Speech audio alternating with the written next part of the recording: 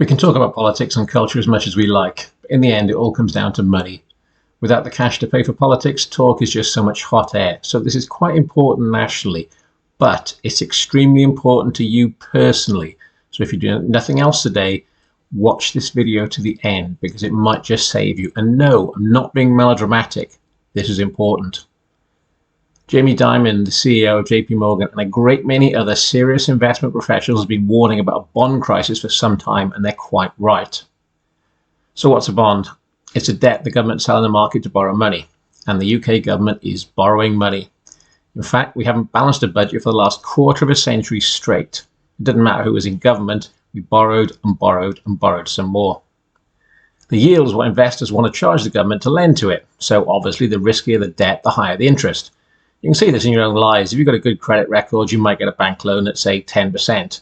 But if you're some kind of nutcase who needs to go to payday loan companies, you pay much, much more. And so it is with countries. Switzerland's widely seen as a secure, prudent, and sensible country, and they can borrow money on 10-year bonds at 0.5%. Colombia, on the other hand, is seen as a risky bet, and they pay about 14% on their 10-year bonds. But you know what? They do have the world's most beautiful women, so swings and roundabouts. Britain's 10-year bonds are over 5%, and that's already worse than comparable European countries like Germany, France, Italy, Norway, Portugal, Spain, Sweden, or even Greece. Interest rates are now worse than when Liz Truss was forced from office, because that was a massive crisis apparently. Anyone still think she wasn't subject to a coup d'etat? Now this really matters because obviously the higher the interest rates, the more we need to pay to service our gargantuan debts. And the thing about 10-year bonds is they roll over. They need to be renewed every 10 years, funnily enough. So even if we weren't borrowing any more money, our interest payments would go up. And we are borrowing more money, lots more money. 132 billion a year the last time I checked. We owe 2.9 trillion pounds on the national debt. That's 100% of GDP, more or less. So if you earn, for example, 50 grand a year, it's like having 50 grand on your credit card. This is absolutely insane. The current interest payment the UK pays amounts to about 111 billion pounds a year. If you assume there are 30 million income taxpayers in the UK, 3,700 pounds of all our tax payments every year go just to pay the interest on our credit card debt.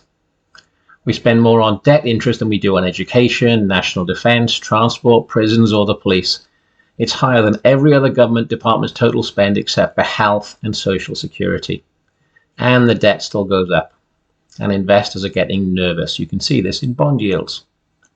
Now, I don't know when the crisis will come or where it will come. If I did, I'd be on a yacht somewhere placing trades. But I know for sure it will come, probably in the next few years. So the question is, what can you do about it? Well, you can't affect government policy, but you can affect your own life. Just to say, none of this is financial or legal advice, just my opinion. Firstly, I'm extremely dubious about the solvency rules of some banks. Following the 2008 financial crisis, rules were introduced and they're known as the Basel framework. I won't bore you with the details because it's fairly arcane stuff. But expecting these to protect banks from a full-blown sovereign debt crisis is, to put it mildly, optimistic.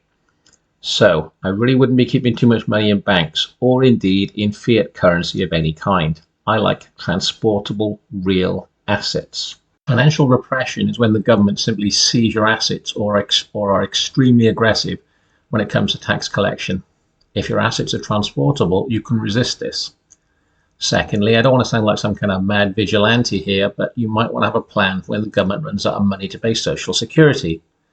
There are a great many people in this country who would not take it well, and even if we assume they keep paying the police, we could see significant breakdowns in law and order. Now, I'm obviously not advocating doing anything illegal here, that goes without saying, but have a plan to protect you, your family, and your assets. Again, I don't want to sound like some insane prepper, but having a little bit of food in the house isn't a bad idea either. Don't advertise the fact, don't tell anyone about it. It might be bland, but you won't be hungry. So that's it. I think a financial crisis or a bond crisis is now inevitable. I don't think it's particularly intelligent to keep large sums of money in banks, and I do think you need a plan if things go south and the authorities lose control, even for a short period. Again, this is just my opinion, and it's not something I want to happen. I like civilization. But in the words of Baden-Powell, it's wise to be prepared. Remember, if you're watching this, you are the resistance. So please like, recommend, and subscribe to this channel. Thanks.